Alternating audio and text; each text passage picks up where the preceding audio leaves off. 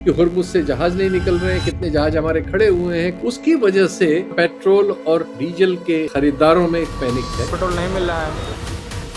Petrol की बहुत समस्या हो रही है। 90 दिन का स्टॉक आपके पास होना चाहिए, हमारे पास 35-40 दिन का ही स्टॉक। प्रधानमंत्री जी ने स्वीकार किया कि समस्या है। भारत के सामने भी इस युद्ध ने चुनौतियां खड़ी कर दी है। लोग बाल्टियों में डीजल ले जा रहे हैं। प्रधानमंत्री ने ये कोविड वाली लाइन क्यों ली? कोरोना के समय भी ऐसी चुनौतियों का सामना कर चुके हैं। चुनाव है 5 राज्यों कि 2022 में जैसे ही यूपी इलेक्शन खत्म हुआ था, पेट्रोल डीजल में 10 रुपए लीटर की वृद्धि हो गई। Petrol and diesel prices are up by ₹9। ये चुनावी टैक्स है। ईरान हमें बिना भाड़ा लिए तेल हमारे घर पहुंचा देता था। भारत इंश्योरेंस का पैसा नहीं लेता। कितना अच्छा हमारा रिश्ता था। हमारी अर्थव्यवस्था मर गई, हमारा शेयर मार्केट मर गया, हमारी इंडस्ट्री मर गई, हमारा डेवलपमेंट, हमारा जीडीपी सब खराब हो रहा है। हमारा मीडिया तो पूछता नहीं है।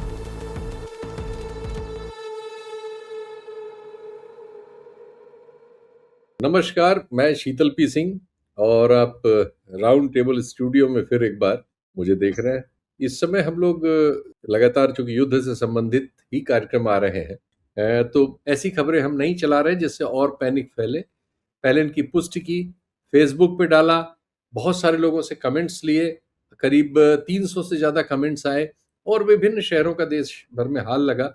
उससे पता लगा कि एक पैनिक है और पेट्रोल और डीजल के खरीदारों में एक पैनिक है। और एक छोटा सा फैसला जो ऑयल कंपनीज ने दबाव में लिया है, क्योंकि दबाव आ गया है। ये और बात है कि 5 राज्यों के चुनाव की वजह से सरकारी कंपनियों पर सरकार का दबाव है कि अभी पैसा न बढ़ाएं डीजल और पेट्रोल का, गैस का। लेकिन एक प्राइवेट कंपनी है जो नायरा, जिसमें आधा पैसा रूसियों का लगा हुआ है, उसने तो आज 5 रुपए पेट्रोल पे बढ़ा दिया और 3 रुपए डीजल पे बढ़ा दिया। बाकी पेट्रोल कंपनियों ने जो सरकारी हैं, उन्होंने ये किया कि जो वो एडवांस 7 दिन का दे देते थे पेट्रोल पंपों को कि आप 7वें दिन, माल आज आपके यहाँ उतर गया, 7वें दिन आप पेमेंट हमारा कर दीजिए। 7 दिन का क्रेडिट मिल जाता था, 6 या 7 दिन। वो विड्रॉ कर लिया और कहा कि साहब पहले आप पैसा जमा कराइए, उसके बाद माल आपके यहाँ पहुंच जाएगा। तो अब बहुत सारे पेट्रोल पंप्स जो है, उनको चूंकि एक ट्रक माल काफी पैसा लगता है उसमें, तो उस पैसे का अरेंजमेंट्स में बहुत सारे पंप जो है टाइमली नहीं जमा कर पाए और उससे जो है शॉर्टफॉल आ गया। वरना हमारी रिफाइनरीज हमारी दुनिया में चौथे नंबर की हैं और हम काफी तेल साफ करते हैं। हम एक्चुअली क्रूड को साफ करके डीजल और पेट्रोल को एक्सपोर्ट भी करते हैं। रिलायंस वगैरह ने तो पिछले दिनों रूसी तेल सस्ते में खरीद के और यूरोप को महंगा पेट्रोल डीजल एक्सपोर्ट करके बड़े पैसे कमाए। भारतीय कंपनियों ने भी कमाए और वैसे भी भारत के बाजार में भी उस घटे दाम से उपभोक्ताओं को तो कोई राहत किसी ने दी नहीं थी। तो सबने सबके लिए विंडफॉल गिरा और सरकार ने उसमें विंडफॉल टैक्स लगा के अपने लिए विंडफॉल कलेक्ट कर लिया था। सिर्फ हमें आपको कुछ नहीं मिला। अब समस्या मिलने वाली है, ये स्थिति बन रही है। साफ साफ है उसमें। दुनिया में 105-107 मिलियन बैरल रोज का खर्चा है क्रूड का, और बाजार में जो समुद्र में तेल ट्रांसफर हो रहा है वो 70-75 मिलियन बैरल है। ये आंकड़े अंतर्राष्ट्रीय स्तर पर आ रहे हैं। जाहिर है कि होर्मुज की वजह से ये गतिरोध आया है, तो खाड़ी का तेल नहीं उस तरह से प्रचलन में आ पा रहा है, बहुत कम निकल रहा है। और सुरक्षा और दूसरे खतरों से बीमा एजेंसियों के, बीमा कंपनियों के विड्रॉल से ये परिस्थिति आई है। गैस में तो और ज्यादा बुरा हाल है, एलएनजी में तो बहुत बुरा हाल है और एलपीजी में भी बुरा हाल है। इनमें अच्छा हाल नहीं है। तो कठिनाइयां तो हैं। अब इन कठिनाइयों से हमारे यहाँ क्या स्थिति बन रही है, आज का कार्यक्रम उस पर हमने ये रखा है और इससे संबंधित सूचनाएं हम आपको अभी देते हैं। देखिए, शुरुआत ये हुई हरदीप सिंह पुरी के संसद में और संसद के बाहर दिए गए बयान से फैले कंफ्यूजन से। हरदीप सिंह पुरी सरकार के बड़े ब्लू आइड मिनिस्टर हैं, पेट्रोलियम मिनिस्टर हैं, और बड़े कॉन्फिडेंस से उन्होंने पहले कहा कि भारत में सारी व्यवस्था कर ली गई है, कोई संकट नहीं है, सब चीज आपूर्ति हमारे पास है, 100% है, कहीं कोई कठिनाई नहीं होगी।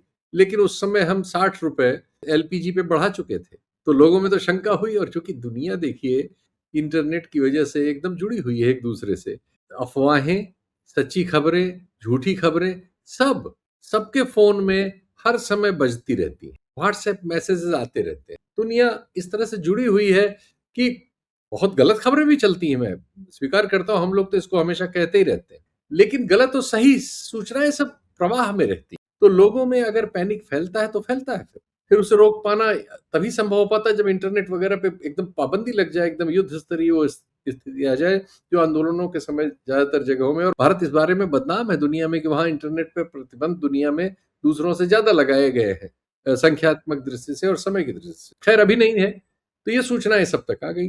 हरदीप सिंह पुरी साहब ने संसद और मीडिया में जो बयान दिए उनमें विरोधाभास था। संसद में उन्होंने कहा सिचुएशन बीइंग क्लोजली मॉनिटर्ड, अंग्रेजी में कहा कि जो सिचुएशन है हम उसको ध्यान पूर्वक देख रहे हैं। वो चूंकि संसद में थे, लेकिन टीवी पे कह रहे थे नहीं नहीं कोई दिक्कत नहीं, सब कुछ ठीक है, सब चंगासी। इससे दिक्कत हुई कि लोगों को लगा कि वहां तो और खबरें आई रही हैं कि हुर्मुज से जहाज नहीं निकल रहे हैं, कितने जहाज हमारे खड़े हुए हैं, कितने जहाज आए, 2 आए 3 गए, ये सब सारी बातें हो रही हैं, किसका आ रहा है किसका नहीं आ रहा है, दुनिया भर की खबरें अखबारों में भी है और सब में भी है। उसकी वजह से ये समस्या पैदा हुई। और बाद में जब प्रधानमंत्री जी कई दिन बाद, युद्ध के तीसरे हफ्ते 3 हफ्ते बीतने के बाद करीब, जब वो संसद में बोले तो उन्होंने स्वीकार किया कि समस्या है, दुनिया में सबको है। अब उनके प्रवक्ता भी और खुद प्रधानमंत्री भी तमाम टीवी बहसों में, और प्रधानमंत्री जी तो नहीं जाते टीवी बहसों में, उनके प्रवक्ता जो जाते हैं उन्होंने कहना शुरू कर दिया था कि दुनिया भर में समस्या है। हम भी यही कह रहे हैं, बिल्कुल है दुनिया भर में समस्या, और इसको इसी तरह से कहने की जरूरत है। लेकिन जब उन्होंने वो कह दिया कि कोविड जैसा हम इसको, जैसे कोविड से हमने सामना किया आज से 4-5 साल पहले, वैसा हम सामना करेंगे, हम उसके लिए तैयार हैं, ये है वो है, तो ये पैनिक बिल्कुल वाइड स्प्रेड हो गया। सबसे ज्यादा उनके गृह राज्य में हुआ, और उनके गृह राज्य में अफरा तफरी मच गई। लोग बाल्टियों में डीजल ले जा रहे थे, जिसके पास जो साधन था, जिस चीज में वो स्टोर कर सकते थे, वो पेट्रोल डीजल स्टोर करने लगे। और कई जगह फिर पैनिक फैलने से, जो मैंने आपको कहा कि पेट्रोल कंपनियों ने जो फैसला किया कि एडवांस जो 7 दिन का देते थे उसकी जगह वो एडवांस लेने लगे, उससे गैप हुआ, और उसकी वजह से जगह जगह के वीडियो आने लगे कि साहब ये हमें तेल नहीं मिल रहा है या तेल की समस्या है, और लोगों में पैनिक फैलना शुरू हुआ, जो अब राष्ट्रव्यापी हो गया है। क्योंकि ये स्थिति तो वैसी ही है जैसी एक जगह है वैसी दूसरी जगह है, क्योंकि नीतियां एक जगह है। अब बार बार इनके प्रवक्ता फिर इस लाइन पर आ गए कि साहब हमने दाम नहीं बढ़ने दिए, दुनिया में सब जगह दाम बढ़ गए। उसकी साधारण सी वजह है कि चुनाव है 5 राज्यों में, और चुनाव की वजह से सरकारी कंपनियों पर यह दबाव है कि चुनाव तक वो किसी तरह बर्दाश्त करें, सरकार उनको कुछ कंपनसेट करेगी। सरकार ने करीब 1 लाख करोड़ इसके लिए बजट में रखा, और वो इस चुनाव को किसी तरह गुजारेगी इस पैसे के तर्ज पे। लेकिन अब एक प्राइवेट कंपनियां हैं 2, रिलायंस और नायरा में रशियन पैसा लगा हुआ है। तो उन्होंने कहा कि सब डॉलर के अगेंस्ट रुपया टूट चुका है, 93-94 आ चुका है, और दुनिया में क्रूड का जो भाव है वो दुगने से ज्यादा हो चुका है, तो उस भाव पे कैसे बेचा जा सकता है। तो उन्होंने अपना दाम बढ़ा दिया। सरकार के लिए ये हो गया कि साहब वो प्राइवेट कंपनी है, उसमें विदेशी लगा हुआ है। अभी तो किसी ने पूछा पाछा नहीं, क्योंकि हमारा मीडिया तो कुछ पूछता नहीं है। अब सोशल मीडिया पे बज़ चल रहा है, अभी तो कम ही जगहों पे ये खबर है। तो चूंकि नायरा, हालांकि उसके 7,000 पेट्रोल पंप हैं देश में करीब, लेकिन फिर भी उसका उतना बड़ा नाम नहीं है जितना भारत पेट्रोलियम या इंडियन ऑयल कारपोरेशन वगैरह का है। उनकी संख्या बहुत ज्यादा है। देश में तो 65-70 हजार पेट्रोल पंप है, तो उनमें सब में अभी पुराना रेट है, अभी चल रहा है। लेकिन कब तक, ये हम आने वाले दिनों में देखेंगे। अब बात आती है कि प्रधानमंत्री ने ये कोविड वाली लाइन क्यों ली। देखिए, कोविड एक ऐसा संकट था दुनिया में जो लग रहा था कि मनुष्यता का एक बहुत बड़े हिस्से का अंत कर सकता है। पूरी दुनिया कांप गई थी। हमारे यहाँ भी लाखों लोग इसके शिकार हुए, और अभी तक ये कहा जा रहा है कि जिनको वैक्सीन लगी है उसमें बहुत सारे लोग हार्ट अटैक वगैरह से उनकी डेथ हो रही है। इसको लेके सुप्रीम कोर्ट में एक पिटीशन भी है, इस पे डिफरेंट हाई कोर्ट्स में इशू गए।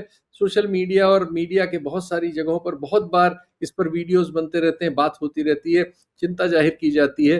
हालांकि उस तरह से कभी अध्ययन नहीं हुआ।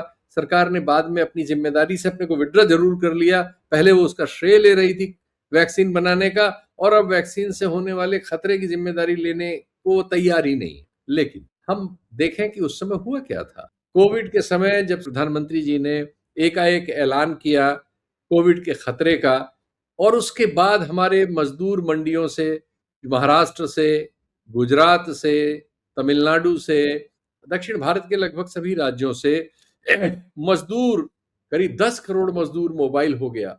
10 करोड़ मजदूर अपने अपने घरों को भागने लगे, नॉर्थ इंडिया के आसाम तक, बंगाल तक, बिहार तक, यूपी तक, और हमने उन्हें पैदल बहुत लंबी लंबी यात्राएं करते, अपने बच्चों को सामान वामान लादे हुए, तमाम एक्सीडेंट्स वगैरह का सामना करते हुए, धूप में छटपटा के जान देते हुए देखा।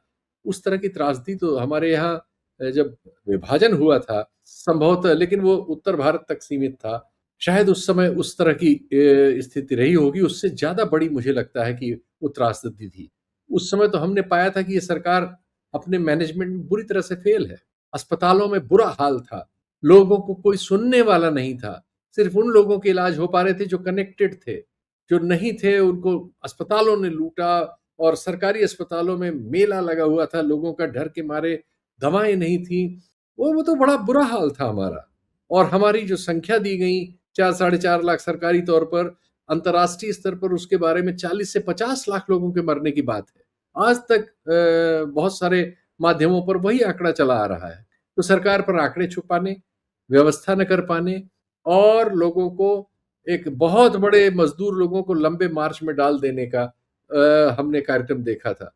लोगों को जब प्रधानमंत्री ने ये कहा तो फिर उसकी स्मृतियां ताजा हुई गरीब लोगों में, और इस समय भी वो उससे मिलती जुलती हरकतें शुरू हो गई हैं। मोरबी से, अहमदाबाद से, अन्य औद्योगिक क्षेत्रों से, तमाम जगह से मजदूर जो हैं निकल भागना शुरू हो गए। वजह क्या है? हमारे यहाँ जो 32-33 लाख एलपीजी कनेक्शन है, इन सब में एक बहुत बड़ा हिस्सा अनरजिस्टर्ड है, जो छोटे 3 किलो और शायद 2 किलो और 5 किलो के इसमें छोटे सिलेंडर होते हैं, जो एक समानांतर अर्थव्यवस्था है हमारे एलपीजी गैस की। और ये 100 रुपए किलो के आसपास इनमें गैस भर के गैस वाले बेचते हैं। इस समय उसकी कीमत 400-500 रुपए हो गई है। और मजदूर मंडियों से, और जहां विद्यार्थी रहते हैं, परीक्षा वगैरह की तैयारी करते हैं, एक एक कमरा किराए पे लेके कई लोग रहते हैं, उन जगहों पर इससे वो अपना खाना छोटा मोटा बनाया करते हैं, और इससे ही उनका जीवन यापन होता है। अब जब वो 4 गुना या 5 गुने में उनको मिल रहा है और नहीं मिल रहा है, तो उनके लिए एकाएक वो बड़ा मकान नहीं ले सकते, या उनके लिए एकाएक गैस कनेक्शन भी नहीं ले सकते। और जैसा प्रधानमंत्री कहते हैं कि एलपीजी नहीं मिल रही है तो पीएनजी कनेक्शन ले लीजिए, ये इतना सरल नहीं है। अब बात करते हैं कि हमारे स्टॉक की क्या पोजीशन है। देखिए, जो अंतर्राष्ट्रीय नियामक संघ है, इंटरनेशनल एनर्जी एजेंसी जो है, वो कहती है कि आप 90 दिन का स्टॉक कम से कम आपके पास क्रूड और अन्य चीजों का होना चाहिए, हाइड्रोकार्बन्स का। लेकिन भारत में जो हमारे पास उपलब्ध जानकारी है कि हमारे पास 35-40 दिन का ही स्टॉक है। ये भी सरकारी दावा है। तो ये एक तो हम अंतर्राष्ट्रीय मानक से कम है। जापान एक ऐसा देश है एशिया में जिसके पास सबसे लंबा स्टॉक है, फिर चाइना का नंबर आता है। कोरिया की हालत हमारी तरह खराब है, इसीलिए मैंने बताया था, कोरिया, फिलीपींस, थाईलैंड, इन सब में तो हालत खराब हो गई, सब जगह राशनिंग शुरू हो गई। और हमारे यहाँ कब क्या हो जाए कुछ पता नहीं है, लेकिन हम इसमें पैनिक नहीं फैलाना चाहते, इसलिए इसकी बात आगे इससे अतिरिक्त नहीं करेंगे कि ये आंकड़े ये है, आप अपने आप इसका डिसीजन करिए।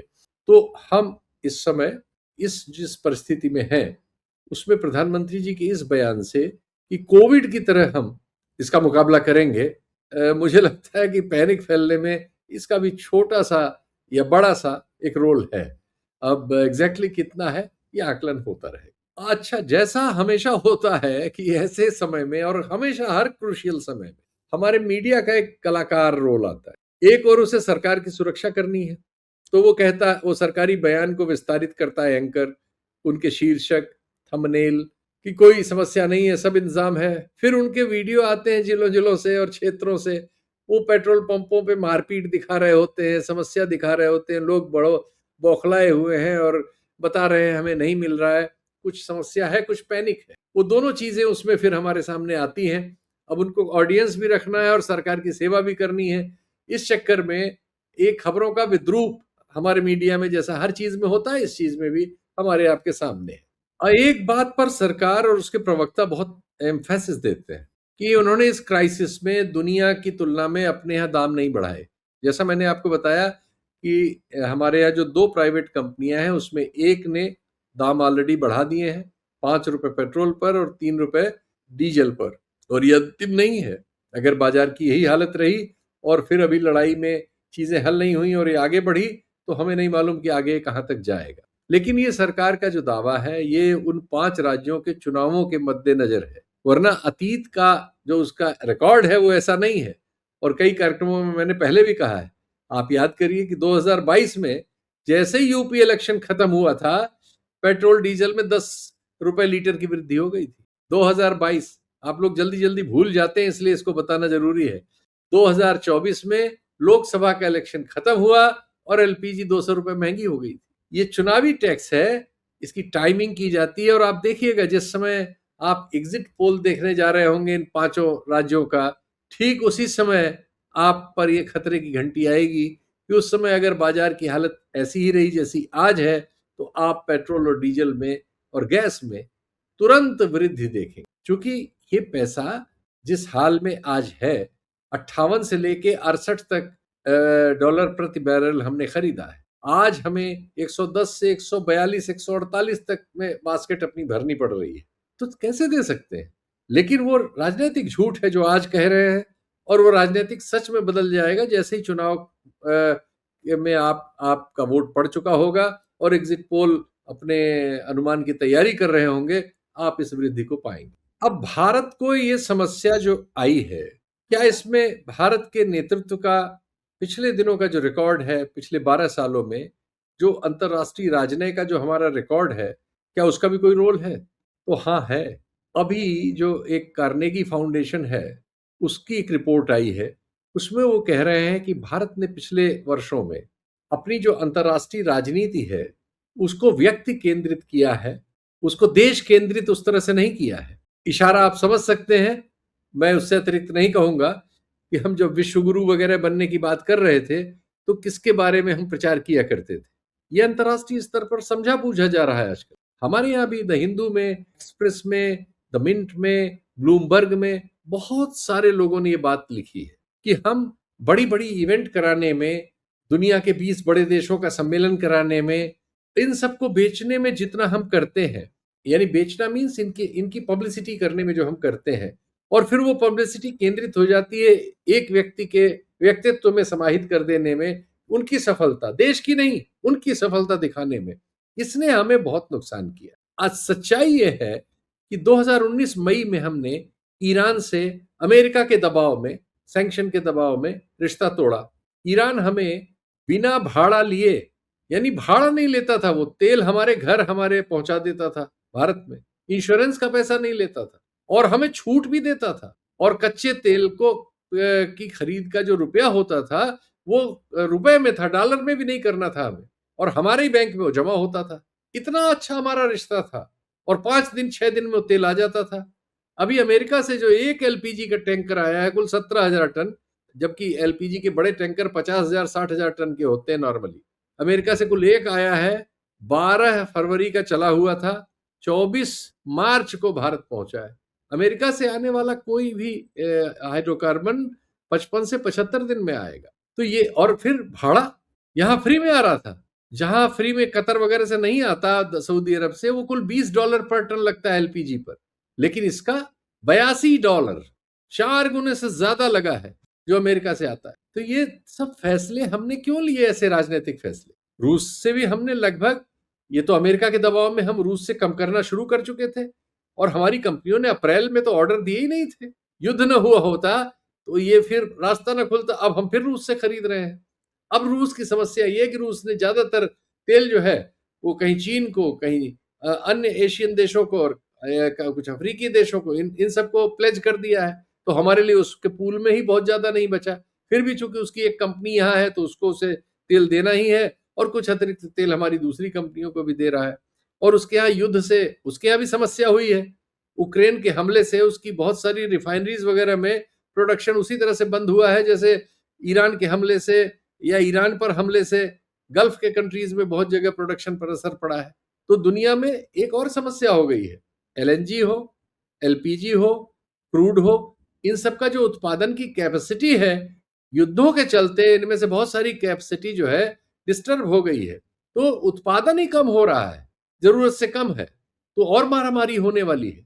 इसलिए इस पूरे संकट को समझने की जरूरत है और इसके हिसाब से अगर राजनीति हमारे लोगों को विश्वास में ले और जो उसने ऐसे फैसले किए हैं अमेरिकी दबाव में, जिनके प्रतिफल आज हमें समझ में आ रहे हैं, आज हमें ईरान से बात करनी पड़ रही है और ईरान से सैंक्शन खुद अमेरिका ने हटाए हैं, क्योंकि सारी दुनिया में त्राहिमाम त्राहिमाम मच रहा है, जिससे उनके दोस्त सबसे ज्यादा प्रभावित है, यूरोप प्रभावित है, एशिया में जापान, कोरिया सब प्रभावित है, फिलीपींस, ये सब अमेरिका के दोस्त हैं।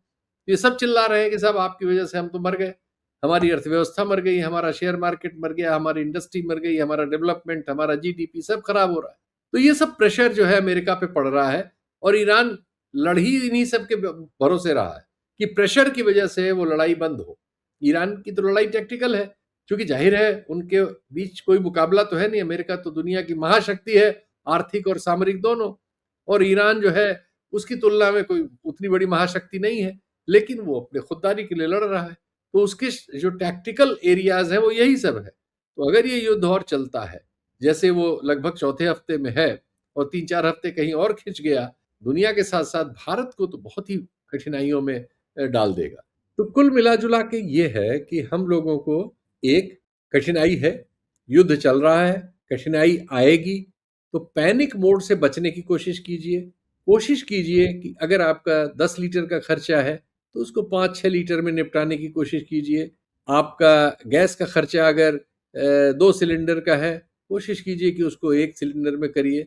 और ये मान के चलिए कि ये जो स्थिति है, हमें नहीं पता कि इसकी ये स्थिति कब तक प्रोलॉन्ग करेगी। तो जैसे दुनिया में सभी लोग अपने अपने हिसाब से इसको सोच समझ के हैंडल कर रहे हैं, आप भी करिए। न पैनिक में आइए, न पैनिक फैलाइए, यही कहा जा सकता है। बहुत बहुत धन्यवाद। नमस्कार।